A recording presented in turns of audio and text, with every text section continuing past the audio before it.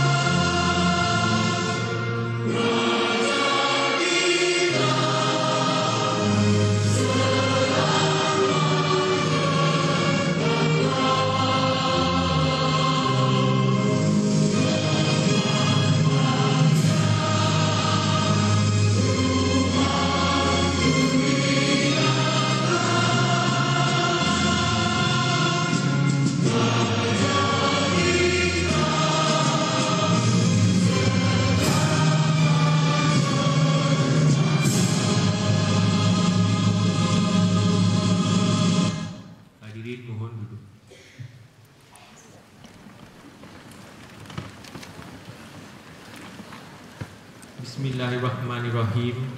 Assalamualaikum warahmatullahi wabarakatuh. Salam sejahtera dan salam satu Malaysia. Yang berhormat Datuk Seri Dr. Helmi Haji Yahya, Timbalan Menteri Kesihatan Malaysia.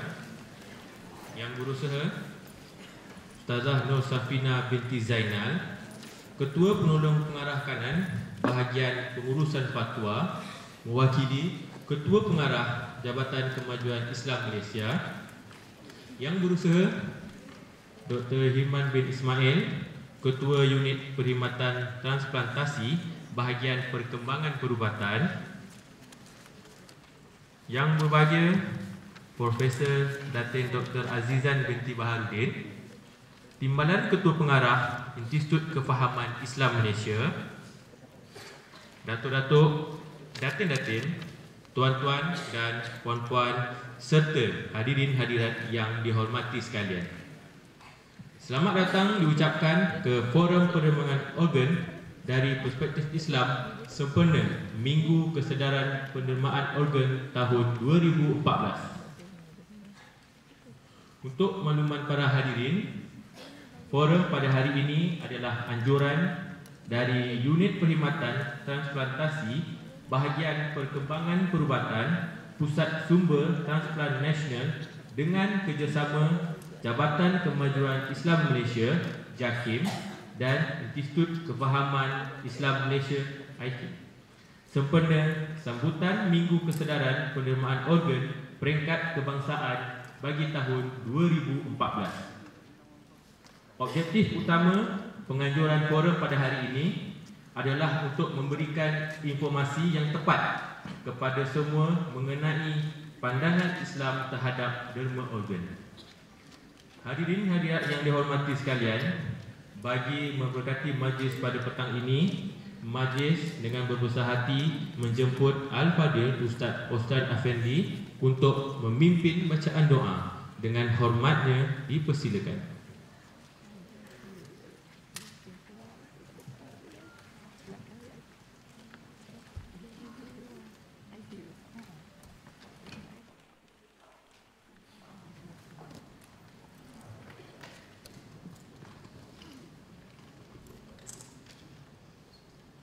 أعوذ بالله من الشيطان الرجيم بسم الله الرحمن الرحيم الحمد لله رب العالمين والصلاة والسلام على أشرف المرسلين سيدنا محمد وعلى آله وصحبه أجمعين سبحانك لا علم لنا إلا ما علمتنا إنك أنت العليم الحكيم ولا حول ولا قوة إلا بالله العلي العظيم. Segala puja dan puji bagimu ya Allah atas segala kurniaan nikmat-Mu yang banyak tiada terhingga.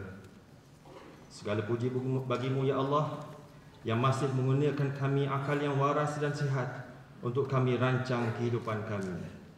Segala puji bagimu ya Allah yang masih mengurniakan kami mata yang masih mampu mengerti untuk melihat keindahan alam ciptaan-Mu. Segala puji bagimu ya Allah yang masih mengurniakan kami jantung yang tiada berhenti berdegup untuk terus berzikir dan mengingati-Mu. Segala puji bagimu ya Allah yang masih mengurniakan kami anggota badan lain yang masih berfungsi untuk teruskan khidmat kami sebagai khalifah bagi memakmurkan bumi ini.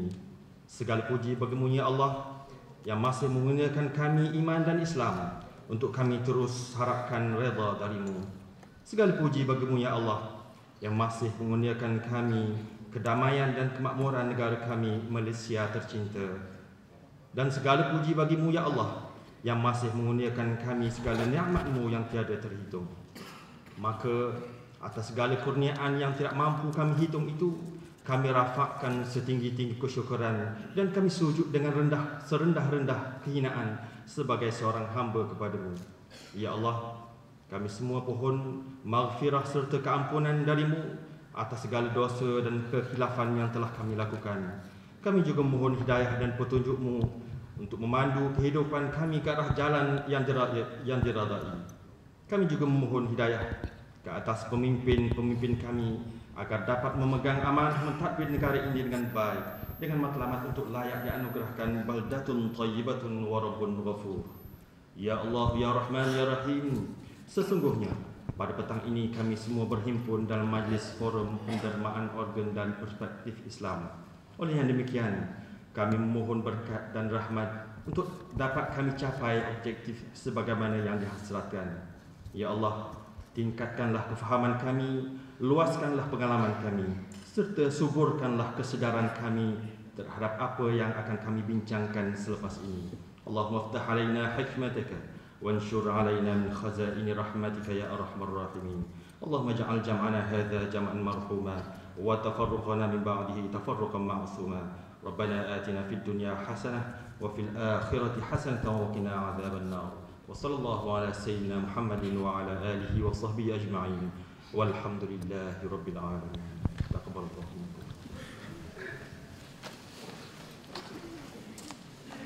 Majlis merakamkan ucapan terima kasih kepada Al-Fadil Ustaz di atas bacaan doa sebentar tadi. Sebelum kita ke acara berikutnya, marilah kita bersama-sama menyaksikan tayangan video mengenai Duta Penerimaan Organ. Dipersilakan.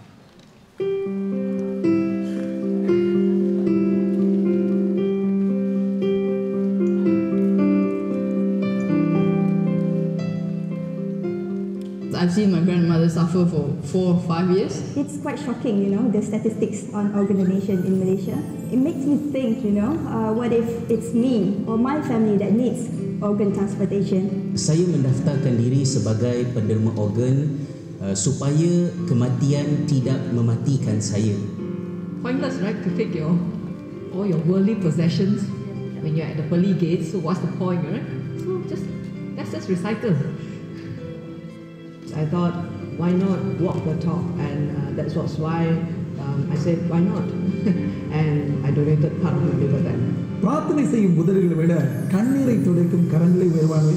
இதில் எனக்கு மிகப்பெரிய நம்பிக்கை இருக்கு. நிறைய பிரார்த்தனைகள் செய்யலாம், நிறைய மாற்றங்கள் வரும்.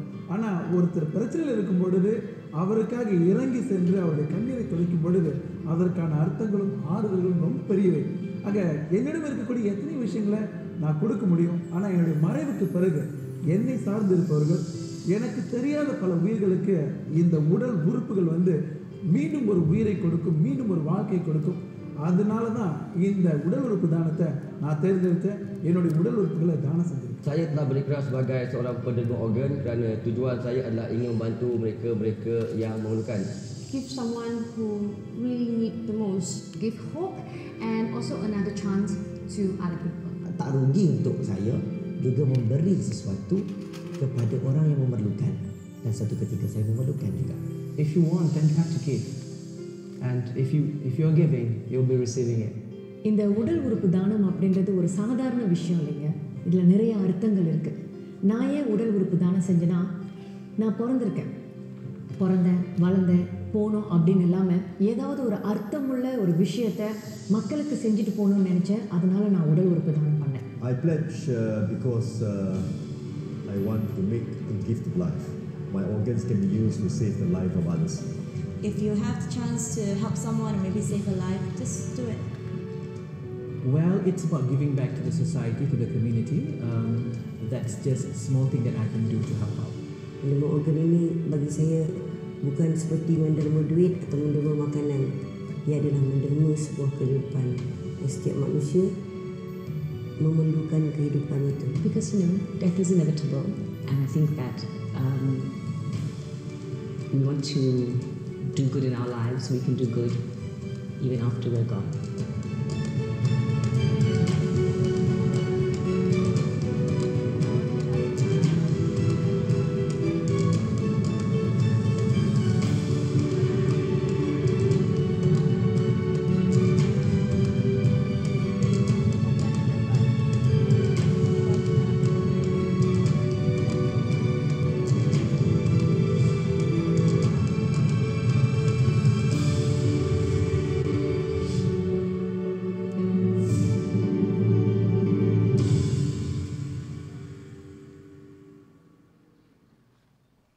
Hadirin-hadiran sekalian, bagi memulakan forum pada petang ini, saya dengan sukacitanya menjemput moderator dan ahli panel untuk mengambil tempat di atas pentas.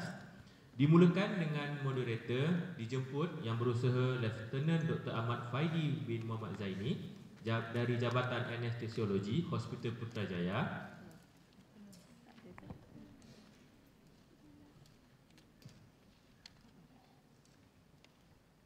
Seterusnya, ahli panel kita yang pertama dipersilakan yang berbahagia Datin Dr. Fadila Zoyah Lela Yasmin Mansur, Ketua Pengurus Klinikal Pusat Sumber Transplant Nasional Hospital Kuala Lumpur. Seterusnya, dipersilakan yang berbahagia Profesor Datin Dr. Azizan binti Baharudin, Timbalan Ketua Pengarah Institut Kefahaman Islam Malaysia.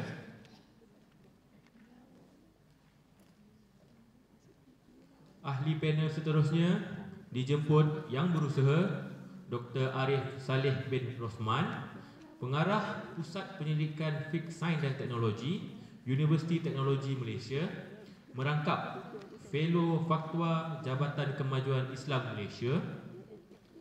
Dan seterusnya, ahli panel kita yang keempat dijemput yang dihormati Imam Muda Muhammad Ashraf bin Muhammad Rizwan, atau lebih dikenali sebagai Imam Muda Ashraf.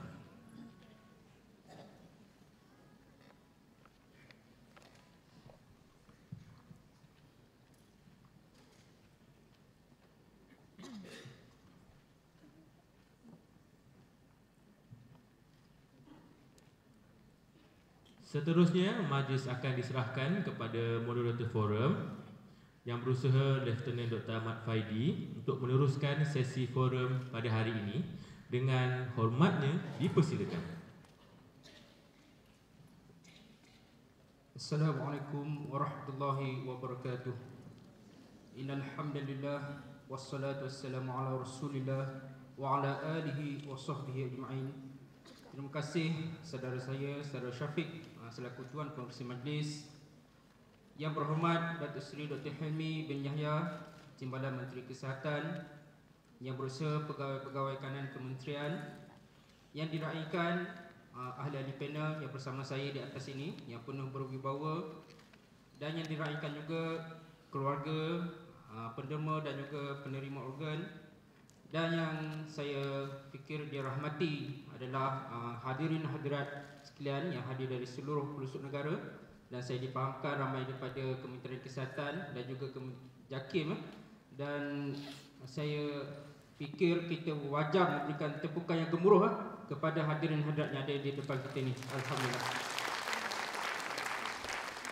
Jadi seperti mana yang telah diamanahkan oleh penganjur kepada saya, insya-Allah pada hari ini saya Dr. Ahmad Faidi bin Muhammad Zaini dari Jabatan Anestesiologi Hospital Putrajaya akan bertindak selaku perantara pada forum kita pada petang ini yang bertajuk Derma Organ, Satu Perspektif Islam.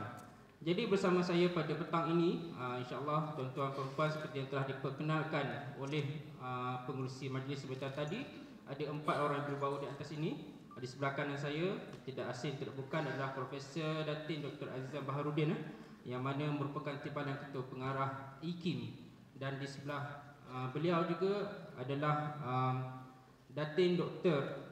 Fadlah Zawiyah Laila Yasmin bin Mansur, iaitu Ketua Pengurus Klinikal Pusat Sumber Transplant Nasional Hospital Kuala Lumpur. Jadi saya maklumkan kedatangan kedua-duanya. Selamat datang kepada Datin berdua. Dan di sebelah kanan saya, sebelah kiri saya, segak berkod ini adalah yang berbahagia Dr. Arif Salih bin Rosman. Beliau mewakili JAKIM selaku fellow Majlis Fatwa JAKIM. Alhamdulillah, selamat datang Ustaz. Dan di hujung sekali yang segak berbaju Melayu hijau itu adalah sahabat lama saya, Imam Muda Muhammad Ashraf bin Rizwan, yang juga selaku duta ataupun ikon Derma Organ KKM. Jadi selamat datang Ustaz. Terima kasih. Jadi insya-Allah tanpa saya melanjutkan bebelan saya, insya-Allah kita terus kepada mauduk ataupun topik kita pada petang ini. Dan kita akan jalankan forum ni, formatnya 2 round. Mana setiap orang ada round pertama, setiap panelis saya peruntukkan 10 minit seorang. Dah habis round pertama, round kedua, kemudian kita akan ada commercial break sekejap. Selepas tu kita akan berinteraksi dengan hadirin hadirat sekalian, insya-Allah. Jadi kalau ada pertanyaan sepanjang forum ni boleh simpan. InsyaAllah saya akan pergi kepada tuan-tuan, kita beri peluang untuk berinteraksi dengan ahli panel yang berbawa di atas ni. Jadi kita terus masuk ke tujuan kita petang ini. Jadi yang pertamanya tentang derma organ itu, saya sebenarnya terus nak tanyakan kepada Datin Dr. Laila Yasmin Mansur, selaku orang kuat. Beliau ni mungkin perintis, boleh dikatakan perintis program derma organ di Malaysia ini.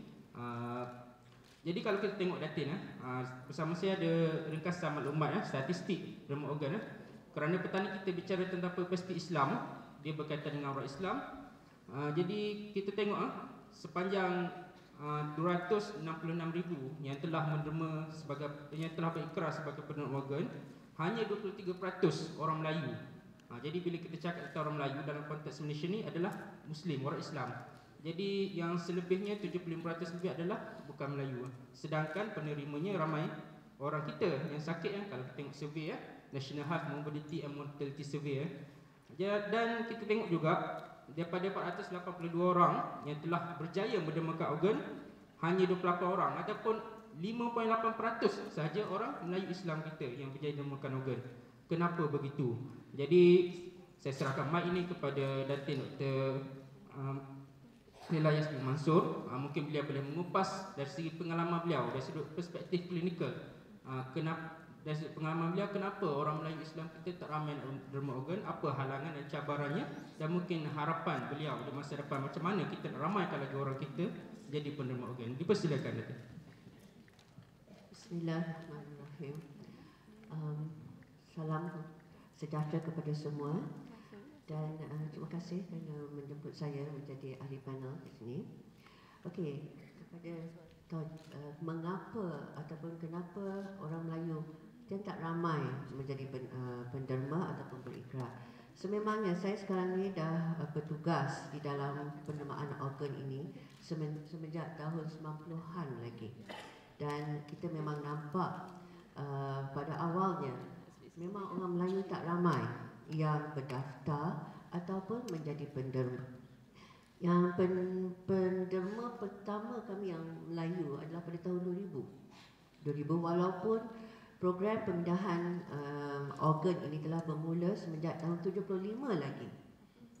Pemindahan buah pinggang tahun 75, pemindahan mata daripada tahun 60-an lagi, dan pemindahan hati daripada tahun 55, pemindahan pemindahan jantung tahun 97, dan pemindahan paru-paru pada tahun 2005. Tetapi kita nampak memang orang Melayu tak ramai yang datang ke hadapan. Tapi apa yang saya dapati sekarang ni, dengan kita telah membuat banyak program berkempen, membuat penerangan, terutamanya dengan kita bekerjasama dengan pihak-pihak mufti, pejabat-pejabat agama dan juga badan-badan agama yang lain, kita dapati memang ada peningkatan. Tadi Dr. Ahmad ada kata sekarang ni orang Melayu, bilangan pendaftar adalah hanya 23%. Dulu hanya 4% sahaja. Tetapi ia telah meningkat dari tahun ke tahun, dan tahun ini memang orang Melayu yang paling tinggi yang telah berikrar. Juga pada tahun lepas hampir sama dengan kaum Cina. Dan kami berharap dengan peningkatan ini dan lebih ramai orang yang telah menderma umpamanya ataupun pemindahan yang berlaku, kita berharap yang tidak timbul lagi rasa takut. Sebab sekarang ni orang akan tahu siapa yang telah, mereka ada rakan atau mereka ada keluarga yang telah menderma ataupun telah menerima pendermaan. Jadi memang ini akan menjadi satu peningkatan. Pada awalnya memang dulu bila kita bercakap, sebab kami adalah yang bercakap dengan keluarga bila ada kematian. Dulu bila kita bercakap keluarga, memang dulu kita pernah kena marah, kadang kena maki, tapi sekarang ni tidak. Sekarang ni bila kita bercakap keluarga Melayu pun, mereka berkata yang kita dah tahu dah, memang ada fatwa, memang ada yang mereka tahu ini memang harus dibenarkan. Tetapi masih lagi ada sesuatu yang menyebabkan mereka tidak bersedia untuk membuat yang final ya, menderma.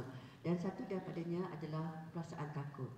Sebab ini adalah melibatkan jenazah, kematian, dan juga melibatkan keadaan mereka mendapat banyak prasangka apa akan terjadi kepada jenazah selepas ianya buat pendermaan itu.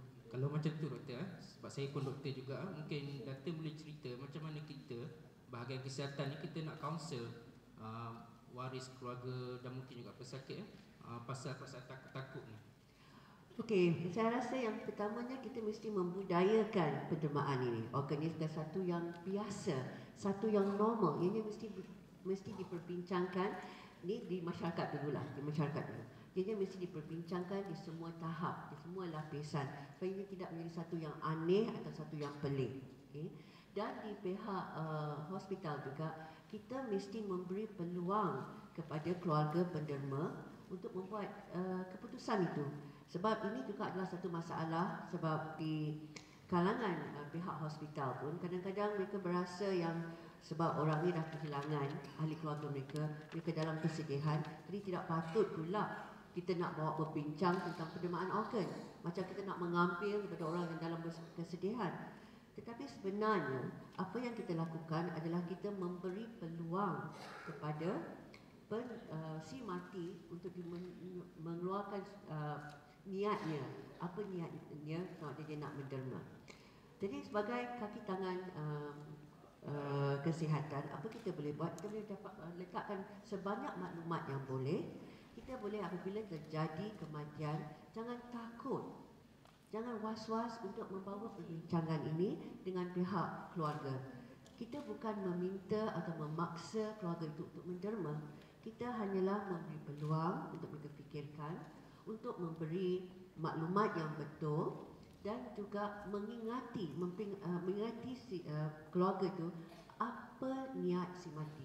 Sebab kalau dia tak di waktu kesedihan, dia tidak akan teringat.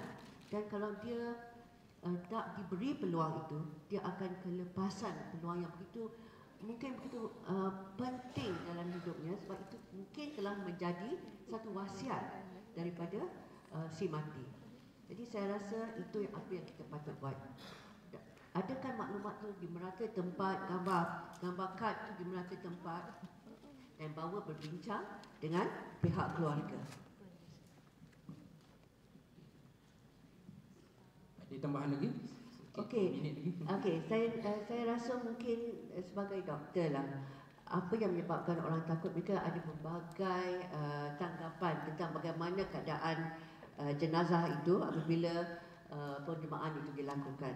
Sebenarnya pembedahan pendermaan itu adalah dilakukan di dalam Dewan Bedah seperti pembedahan orang yang hidup. Tidak akan terjadi apa-apa kecacatan, tidak akan jadi apa-apa kerosakan, dan kita akan pastikan bila kita pulangkan jenazah itu dalam keadaan yang begitu baik. Umpamanya, orang yang boleh menderma organ ini yang selepas kematian adalah orang yang mati otak. Orang yang mati otak di mana buat seketika jantungnya masih lagi berdegup, tetapi dia memang telah disahkan mati sebab otaknya dah mati. Jantungnya masih berdegup sebab dia diberi mesin pernafasan. Kalau mesin itu diberhentikan, memang jantungnya akan berhenti sebab orang itu sebenarnya dah meninggal. Jadi apabila apabila orang itu didapati mati otak dan pengesahan dilakukan, sebelum mesin itu boleh diberhentikan tanpa menunggu untuk jantung itu berhenti. Tetapi sebelum mesin itu diberhentikan, kita akan bercakap dengan keluarga, bertanya apakah niat, dan kita akan juga lakukan semua yang perlu seperti memastikan organ-organ itu masih lagi boleh digunakan ke dalam keadaan yang baik, sama ada